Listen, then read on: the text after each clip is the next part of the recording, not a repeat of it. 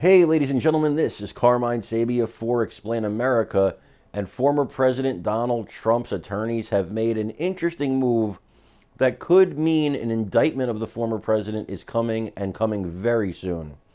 Before we get started, please make sure you like, comment, share, and subscribe. Those little things really help us out and they help our channel continue to grow. So, the attorneys for the former president went to Washington, D.C.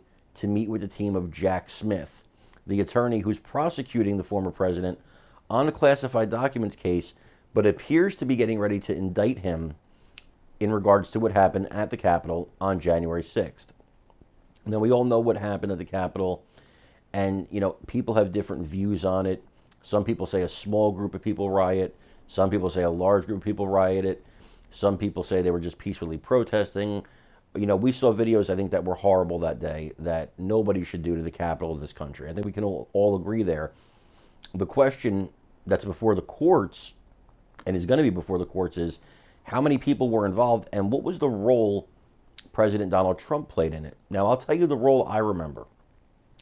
I remember President Donald Trump tweeting and saying that he wanted everybody to respect law enforcement. He wanted everybody to be peaceful and just have their voices heard. Now, as far as I'm concerned, and I'm not an attorney, I'm not a judge, but as far as I'm concerned, that doesn't sound very much like inciting a riot. Then when he held the rally that morning, he again asked people to be peaceful. So again, I find it tough to believe that you can build a case saying he's responsible for any rioting or any kind of that behavior. But here's what Jack Smith knows. Here's what the Democrats know. Here's even probably what Donald Trump knows.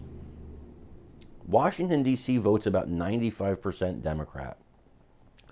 His jury is going to come from Washington, D.C., barring a change of venue. It's almost impossible to not imagine a scenario where former President Donald Trump gets convicted of seditious conspiracy in a Washington, D.C. courtroom. And if he's convicted of that prior to the election, we will not have a candidate for president for the Republican Party because he would be legally barred from being the president of the United States. You cannot be convicted of seditious conspiracy and then be president or mayor or governor or anything. And I think that's what they're banking on. That's what Trump believes they're banking on. See, Trump says that he believes that this is all just perpetrated to make sure he cannot be president. That the people in the deep state don't want to give you the option. They don't want to let you vote on who your president is if he's one of the choices. They don't want you to get to choose between Trump and not Trump. Because who's really voting for Biden, right? It's Trump versus not Trump. Because who in their right mind? I think anybody else, they'd have to replace Biden. But because so many Democrats and so many people hate Donald Trump, that's the only thing that gives Biden a chance, in my opinion. So this is just another horrible situation for the United States, brought on by, I believe, a witch hunt. But I want to know what you think. So I want you to tell me in the comments, what do you think's going on here? What do you think the ultimate goal is? Do you think in a D.C. courtroom, Trump could beat this case? Because it doesn't matter if he's guilty or not. I want to explain to you. It doesn't matter what the facts are as far as I'm concerned. As far as I'm concerned, it's the venue that will cause the guilty verdict. That's what I think. I believe you could indict Trump and say he caused the Hindenburg disaster in a Washington, D.C. courtroom. I believe you'll get a guilty verdict. It has nothing to do with the evidence. That's my opinion. I could be wrong. But I want to know what you think, so please let me know in the comments.